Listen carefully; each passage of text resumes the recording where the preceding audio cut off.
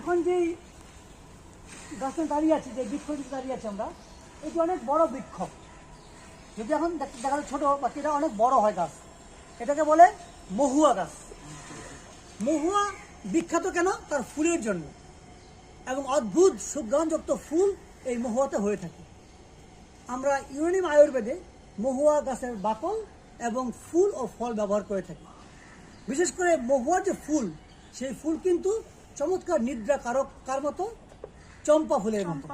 অর্থাৎ এই ফুল দিয়ে যদি আমরা তেল বানাই, সেই তেলটা কি সুনিদ্রা আনয়ন করবে।